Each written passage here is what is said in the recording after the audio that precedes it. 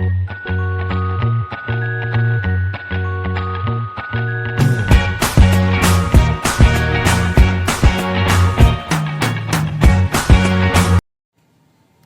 teman-teman semua, perkenalkan nama saya Christine Luman Tobing. Saya dari kelas 11 IPS. Di video saya kali ini, saya akan menjelaskan tentang materi ekonomi perdagangan internasional. Perdagangan internasional.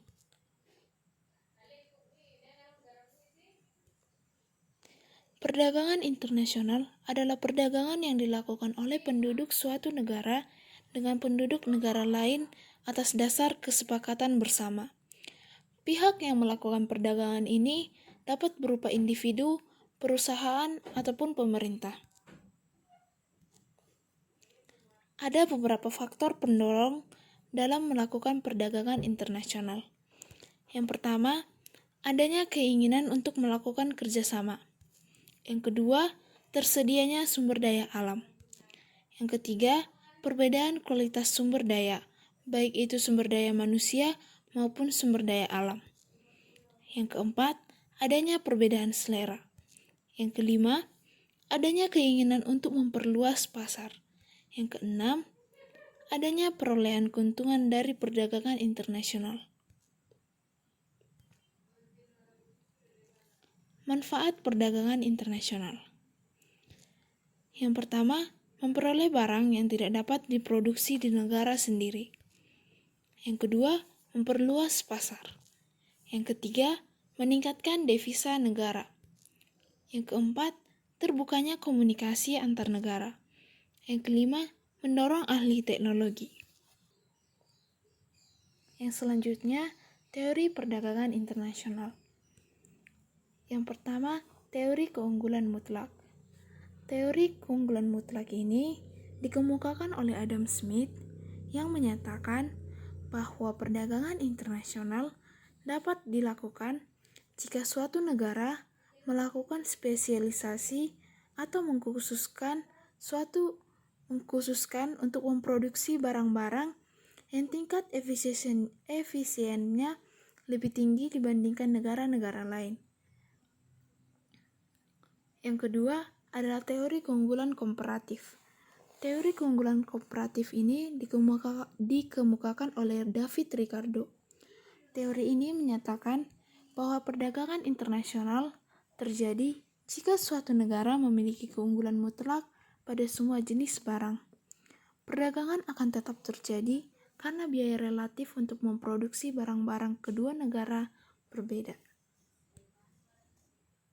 Contoh dari teori keunggulan mutlak di sini, Indonesia mampu menghasilkan 2 unit pupuk dan 20 jagung, sedangkan Jepang mampu menghasilkan 8 unit pupuk dan 6 unit jagung. Dasar tukar dalam negeri atau DTDN di Indonesia, 1 unit pupuk sama dengan 10 unit jagung, sedangkan di Jepang 1 unit pupuk sama dengan 3/4 jagung. Jadi, Indonesia mampu melakukan perdagangan internasional di bidang produksi jagung, sedangkan Jepang dapat melakukan perdagangan internasional dalam bidang pupuk. Contoh dari teori keunggulan komparatif, Indonesia mampu menghasilkan 2.000 meter kain dan 1.000 kg beras, sedangkan Malaysia mampu menghasilkan 400 meter kain dan 800 kg beras. Dasar tukar dalam negeri atau DTDN di Indonesia, 1 meter kain sama dengan setengah kilogram beras, sedangkan di Malaysia 1 meter kain sama dengan 2 kg beras.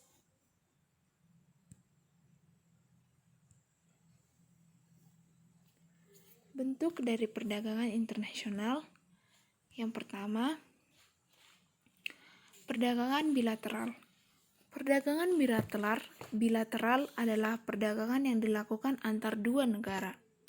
Yang kedua adalah perdagangan regional. Perdagangan regional adalah perdagangan yang dilakukan oleh negara-negara yang berada pada lingkup kawasan tertentu. Misalnya ASEAN, negara Uni Eropa, atau yang lain sebagainya. Yang ketiga, perdagangan multilateral. Perdagangan multilateral adalah perdagangan antar negara tanpa dibatasi kawasan tertentu.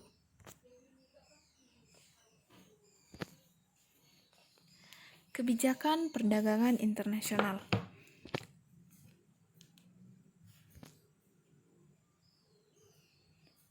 Yang pertama, kebijakan proteksi atau yang sering disebut dengan kebijakan impor merupakan kebijakan yang ditujukan untuk melindungi produk dalam negeri. Macam-macamnya seperti kuota, tarif, subsidi, dan larangan impor.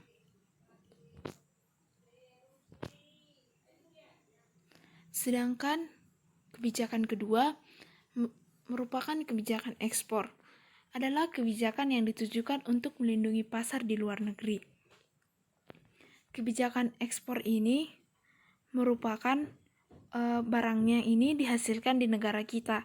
Jadi, kebijakan ekspor ini bertujuan untuk melindungi produksi yang dari dalam negeri, di luar negeri. Macam-macamnya, yang pertama diskriminasi harga, pemberian premi, dumping, dan politik dagang bebas.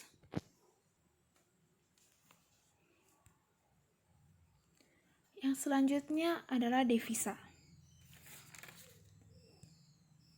Devisa terbagi dua. Yang pertama, devisa umum. Devisa umum diperoleh dari hasil perdagangan internasional, seperti ekspor, penjualan jasa atau barang, upah tenaga kerja di luar negeri, serta bunga uang.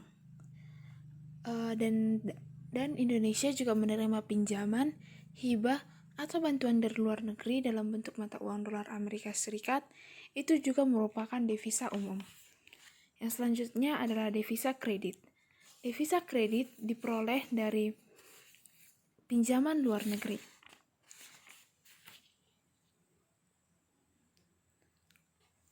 Dalam perdagangan internasional, ada beberapa alat pembayaran yang digunakan. Yang pertama adalah kontan atau tunai atau full bodied money.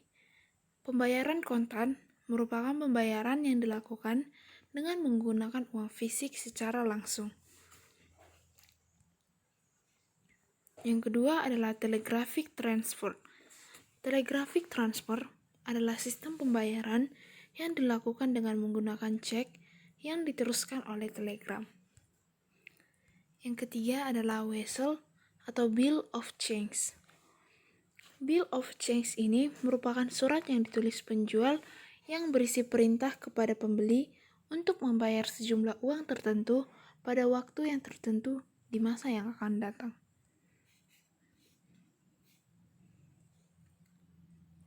Yang selanjutnya adalah letter of credit atau LOC, merupakan suatu surat yang dikeluarkan oleh bank atas permintaan pembeli barang atau importir, sekaligus bank tersebut yang menyetujui dan membayar wesel yang ditarik oleh penjual barang atau eksportir. Yang selanjutnya adalah cek. Cek adalah pembayaran yang dilakukan dengan cara importir mengirimkan cek kepada eksportir melalui bank yang ditunjukkan di negara eksportir. Yang selanjutnya adalah emas. Pembayaran dengan emas dilakukan dengan menentukan beberapa nilai suatu barang terhadap emas, baru kemudian dibayar sesuai dengan harga emas dari barang tersebut. Yang terakhir adalah kompensasi pribadi. Cara ini dilakukan dengan memberikan kemudahan antara eksportir dengan importir dalam satu negara. Sistem kurs. Sistem kurs ada dua. Yang pertama, kurs tetap atau fixed exchange rate. merupakan sistem nilai tukar mata uang suatu negara terhadap mata uang negara lain yang ditentukan oleh pemerintah. Yang kedua adalah kurs mengambang atau floating exchange rate adalah perbandingan nilai kurs mata uang dalam negeri terhadap mata uang asing yang ditentukan oleh kekuatan pemerintah dan penawaran. Neraca perdagangan. Neraca perdagangan adalah perbedaan antara ekspor dan impor suatu negara pada periode tertentu diukur menggunakan mata uang tertentu. Dalam menghitung neraca perdagangan ini, kita diberikan rumus dengan neraca perdagangan sama dengan ekspor dikurang dengan impor. Yang selanjutnya adalah neraca pembayaran. Neraca pembayaran internasional adalah suatu catatan sistematis tentang seluruh transaksi ekonomi antar penduduk suatu negara dalam periode tertentu. Biasanya satu periode itu dihitung 1 tahun. Dalam neraca pembayaran ini, kita akan dikenalkan dengan sistem pencatatan. Sistem pencatatan dalam neraca pembayaran ada 2. Yang pertama adalah debit dan yang kedua adalah kredit. Debit biasanya bertanda negatif. Ini merupakan bertambahnya kewajiban atau utang penduduk suatu negara untuk melakukan pembayaran terhadap penduduk negara lain. Ini biasanya didapat dari barang atau jasa dari luar negeri atau impor, pembayaran bunga dan denda, pemberian hadiah ke luar negeri, pemberian valuta asing, investasi jangka panjang atau pendek, penduduk yang menabung di luar negeri. Sedangkan kredit biasanya bertanda positif. Ini bertambahnya hak penduduk suatu negara untuk menerima pembayaran dari penduduk negara lain. Kredit ini biasa didapat dari barang atau jasa yang disalurkan ke luar negeri atau ekspor, penerimaan jasa atau bunga dividen dari negara lain, penerimaan hadiah dari luar negeri, penduduk asing yang menabung di dalam negeri.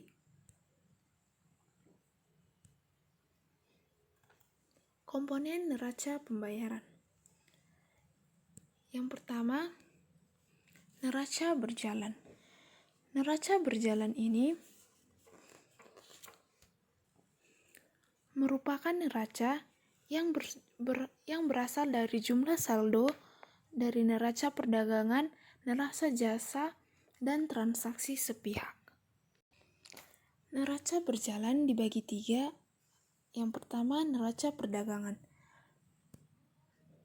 Neraca perdagangan mencatat transaksi ekspor dan impor di antara 2 negara atau lebih.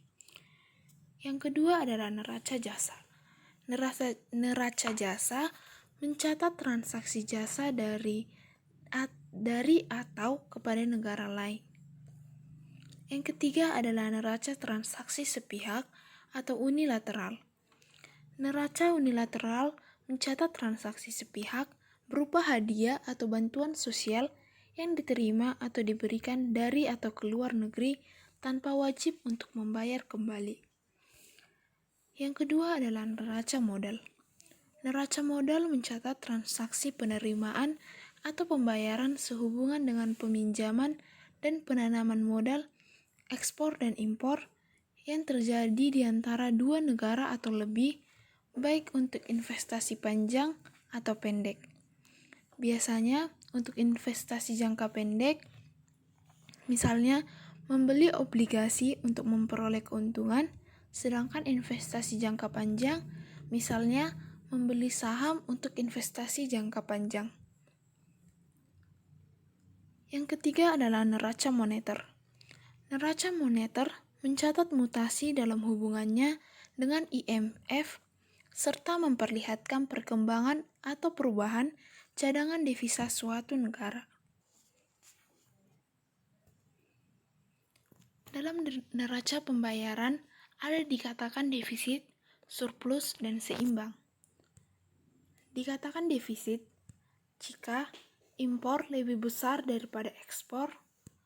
Dikatakan surplus jika impor lebih kecil daripada ekspor, dikatakan seimbang jika impor sama dengan ekspor.